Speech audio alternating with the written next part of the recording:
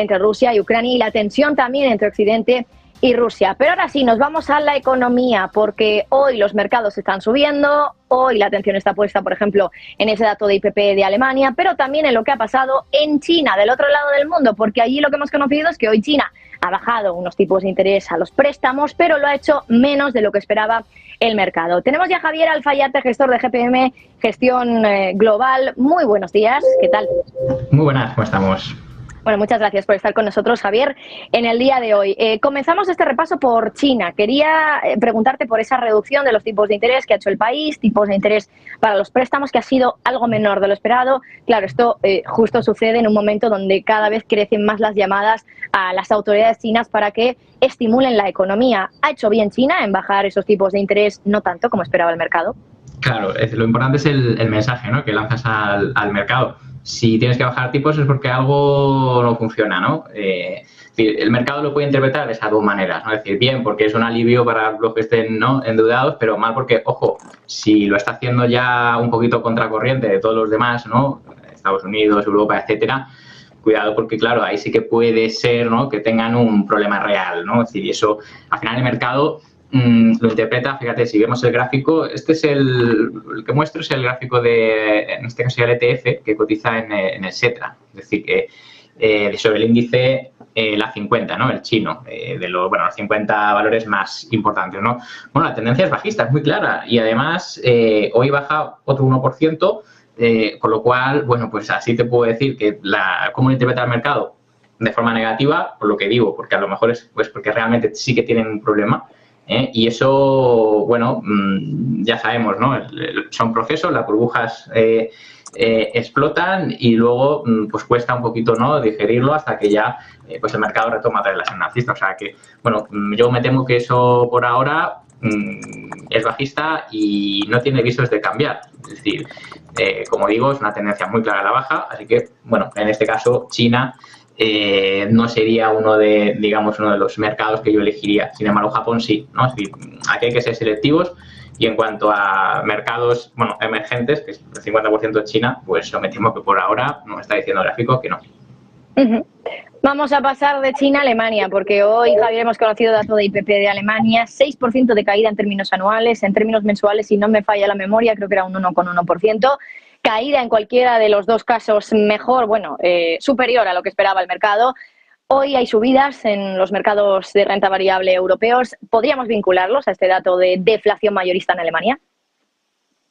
No, al final sabemos, ¿no?, que es un indicador adelantado a luego lo que es el dato de inflación general, ¿no? O sea que, bueno, eso lo que nos dice es que probablemente ese periodo de inflación, pues efectivamente puede ser más temporal, por así decirlo, ¿no? O bueno, los precios han subido y ya, pues probablemente ya dejen de subir a ese ritmo, ¿no? Es decir, el objetivo es el 2%. Yo creo que lo vamos a conseguir antes, ¿no?, de lo que a lo mejor esperaba el mercado. Entonces, eso es bueno.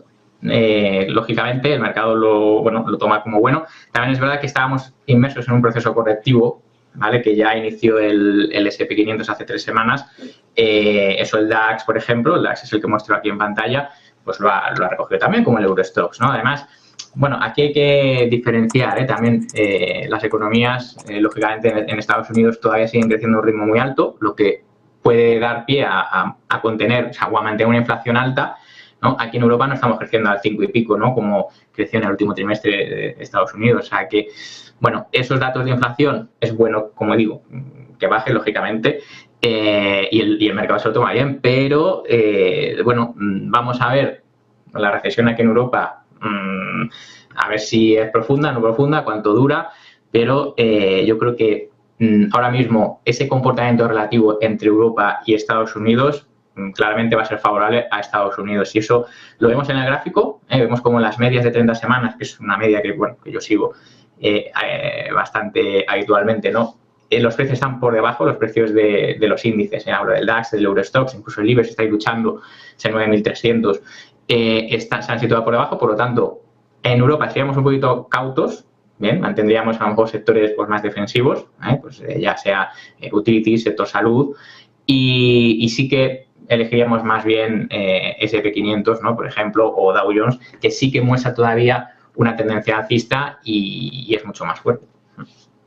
Bueno, Javier, has hecho un análisis bastante pormenorizado, ¿no?, de los índices europeos, pero quería enfocarme, por ejemplo, en el selectivo español. Es verdad que en el último mes ha venido cayendo bastante, un 2,5% aproximadamente. En lo que llevamos de año todavía está con una subida importante de casi el 12%, 11,5%.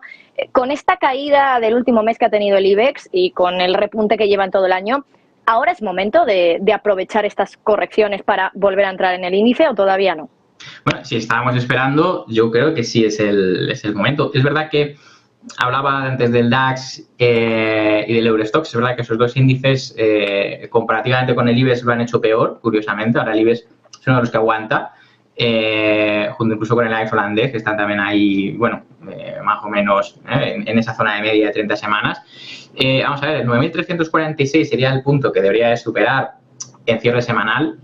Prácticamente acabamos de empezar acabamos de empezar la semana, todavía queda mucho, pero bueno, ese es el nivel que yo espero que no haga un segundo cierre por debajo de esa media de 30 semanas, porque entonces ya se le va a complicar. Entonces, ¿es el momento? Yo creo que sí, porque lo que es la ecuación rentabilidad-riesgo es bastante positiva, es decir, el riesgo, pues fíjate, por debajo, la zona del 9.160, 9.180, es una zona en la que si se toca habría que salirse, pues apenas es un riesgo de un 3%, un 2,5-3% es poco comparado con, digamos, la recompensa que podríamos obtener si se fuera a zona de máximos anuales, que es el 9.700, 9.685. Por lo tanto, yo creo que sí que nos da una oportunidad.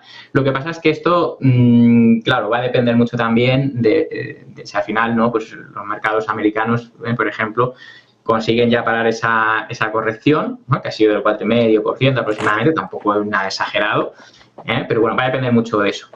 Pero desde luego, dentro de Europa, te das cuenta que a lo mejor probablemente sea más débil que Estados Unidos, el IBEX es el que destacaría, ¿no? Es el que, en caso de tener, ¿no?, algún índice, pues sí que es verdad que me decantaría por el IBEX, pero por la ecuación rentabilidad-riesgo que tiene, que es un riesgo relativamente bajo comparado con una recompensa pues interesante. O sea que respuesta afirmativa, pero ojo que hay que saber dónde colocar el stop y dónde, en caso de que perdiera ese nivel, o sea, no tendríamos nada y seguiríamos esperando. Bueno, y por último, la cita clave esta semana, desde luego, Javier, es ese simposio de Jackson Hole que va a comenzar en apenas unos días. ¿Qué es lo que se puede esperar de Jerome Powell? Porque parece que la Reserva Federal todavía tiene muy claro que los tipos de interés tienen que estar altos. No sé cuáles pueden ser las pistas del mensaje del viernes del presidente de la Fed. Sí, bueno, y además, mientras el empleo siga siendo alto y los datos de crecimiento sigan siendo buenos como son, pues son más, digamos, más argumentos, ¿no?, para seguir lanzando ese mensaje de no nos va a temblar la mano, ¿no?, en caso de que tengamos que irnos pues a 5,5%, ¿no?, por ejemplo. Bueno, eso el mercado, pues a ver, sí que lo está descontando, bueno, más bien está descontando que no van a subir los tipos. No sé si las pools, las encuestas estaban como en 70-75%, que no lo iban a subir, ¿no? Y de hecho decían ya que se iba a quedar aquí ya por un tiempo. Bueno, yo tengo mis dudas respecto a eso. Yo creo que a lo mejor todavía queda una subida más y bueno, pues eso puede ser un poco la excusa para que el mercado pues baje un poquitín más a ese 4.310, 4.315 del S&P 500. Es muy poquito, es un 1 y algo. Y yo creo que ahí sí que a lo mejor ya digamos que termina con un clima vendedor y ya el mercado consigue no rebotar de cara al mes de septiembre, ¿no? Luego ya veremos, porque estacionalmente hablando, octubre no suele ser bueno, y mediados finales de septiembre tampoco. O sea que bueno, yo creo que va a cuadrar un poquito con quizás un poquito más de corrección de corto plazo, pero va a ser la excusa para luego ya quizás seguir subiendo. Pero vamos, la Fed, como digo, al final tampoco tiene muchas alternativas. Es decir, si la economía le sigue creciendo y sigue funcionando, ¿no?, como está funcionando en términos de empleo y de PIB, pues tendrá que seguir subiendo tipos hasta que llegue un punto en el que ya ellos vean que, oye, ya si seguimos nos cargamos la economía, ¿no? Que parece que es un poco lo que van buscando, aunque no lo cuenten, pero bueno, esto es así. Es que bueno, más probable que siga habiendo pausa, pero yo no descartaría de aquí a final de año alguna subida más de tipos. Bueno, pues no descartamos, por tanto, otra subida de tipos de interés en lo que queda de 2023. Javier Alfayate, gestor de GPM Gestión Global. Gracias. Gracias, hasta la próxima. Bueno, pues semana de Jackson Hole, muy pendiente